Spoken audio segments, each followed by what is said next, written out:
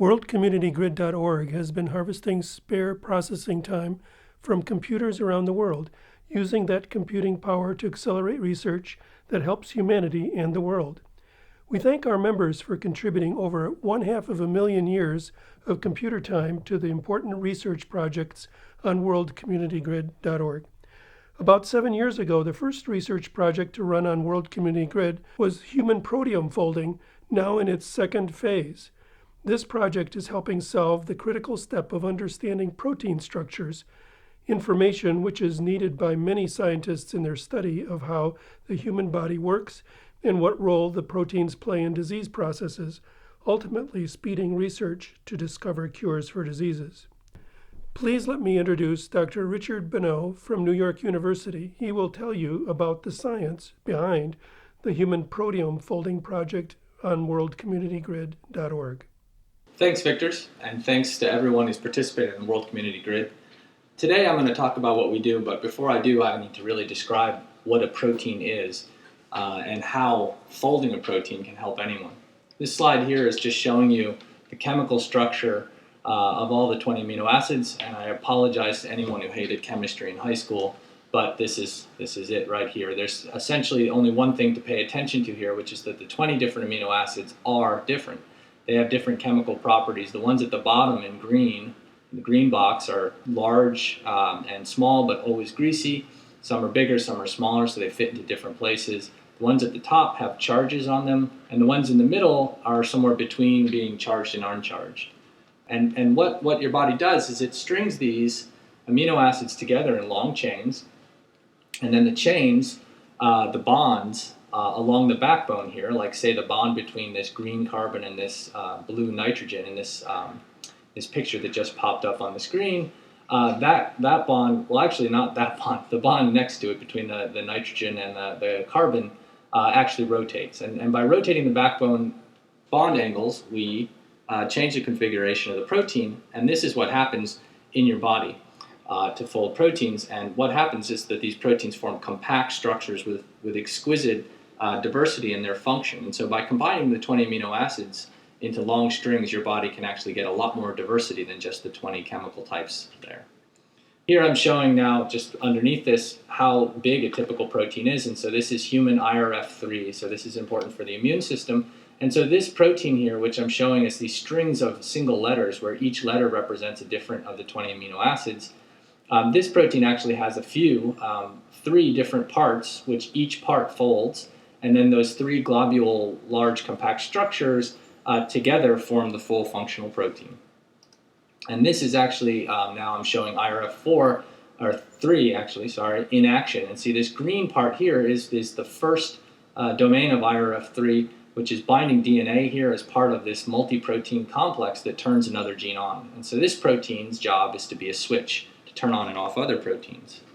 And so what we want to do with the HPF project is to predict, using the computer, the shapes, the three-dimensional structure, the folded structure of proteins, and then compare back to crystal structures, that is experimentally determined structures of proteins, to make functional analogies which we can then use to predict structure.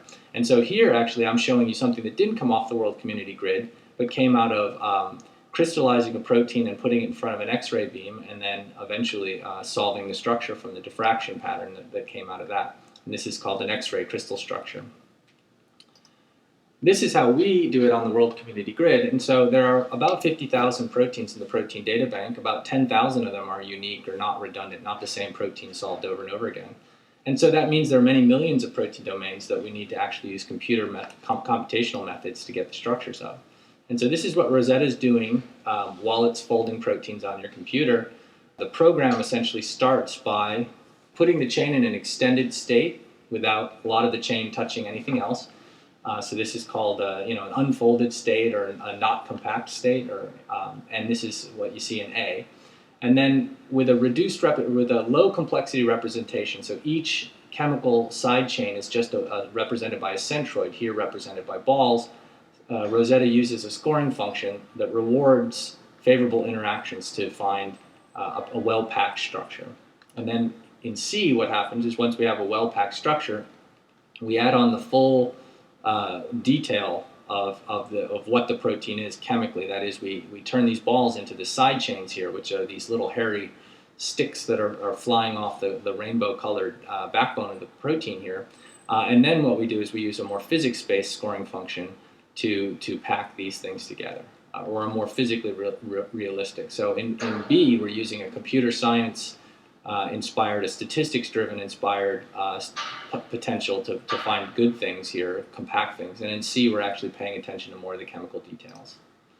And why would we want to do this? This is an early example from my PhD work with David Baker, but this is what has inspired the decade of work that followed this first early example in my lab and in other labs as well. We made a prediction for this protein on the left, which is a protein from a bacterial genome.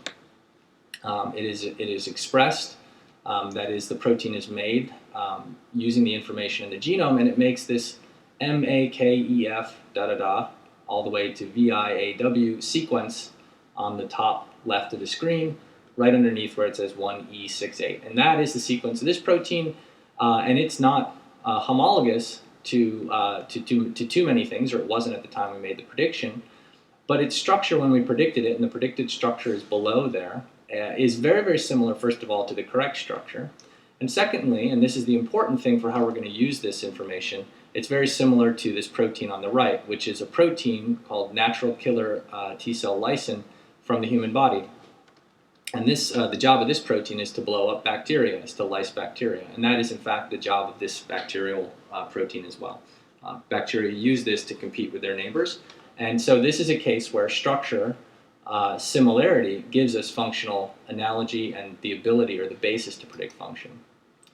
And what my lab's really worked on, or what the grid has really enabled for us, the new science that the World Community Grid has driven, is that now, with all of this computer power, and also this computer power really nicely organized into a workflow with IBM's assistance, we can now predict the structures of many, many thousands and approaching millions of protein domains and parts of proteins that are in hundreds of genomes. And so what we can begin to do is look at the landscape, the structural, the shape of all the proteins, or a significant fraction of the proteins in a proteome, and start to think about how these domains evolved and how they function, and complete this picture of a structure, a protein structure, carrying out a function in an organism that has evolved with various selective pressures. And so you can see evolution acting on the molecular level, and many times how evolution is selecting for different amino acids has something to do with the structure, and when you put those two pieces together, we can predict function better.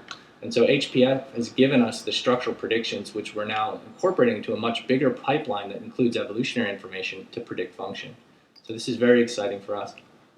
Kevin Drew in my lab, along with Lars Malmström, Dennis Shasha, and many others, it's a very big team that worked on this. Victor Burstis had a big role in the early days getting this started. We just published a paper that re-annotated the human genome, along with many, many other genomes, including pathogens and food crops, many genomes of human relevance. And this, you can see the URL here, which describes somewhere on the order of 50,000 significant structure predictions that were grid-enabled. And there's a great diversity in the shapes, sizes, and functions we predict, and so this is all wonderful. But this is what the biologist sees. What we show is the split of the protein into different parts. Here I'm showing you a protein that actually is quite a beast. It's got this red domain all the way to the gray domain, so it has many domains. The average protein has about 2.5 domains, and so this thing is a very difficult guy. But the Rosetta procedure actually was able to predict de novo 3 folds, which have very high confidence, and when put through the function prediction pipeline, actually came up with interesting function predictions that, when you look at the function predictions in the context of this whole protein, make a lot of sense. And so this was a highlight from this paper, and one of the predictions that we think is probably correct. The computer program thinks it's correct, we think it's correct, the function makes sense, and the biologists we collaborate with are excited by the prediction. This is also just a very brief introduction to the interface, or how the biologists see this. They see the structure predictions in the context of the whole protein with function predictions overlaid. And this is all done through both a website and also through a tool called Cytoscape, which lets biologists look at networks. I could really just talk for hours about all the things we found in these predictions. But I think what I'd rather do is just take some time to thank everyone who's donated their spare CPUs to the World Community Grid, thank the whole IBM team, and thank the people who have powered the grid, the BOINC team as well. And I'd also like to thank people in my lab and stop here to take questions. Thank you, Richard, for a very enlightening talk about the Human Proteome Folding Project. I hope those listening who have not already done so will also contribute their spare computing power by joining worldcommunitygrid.org. We welcome you to listen to the question-answer video associated with this lecture video.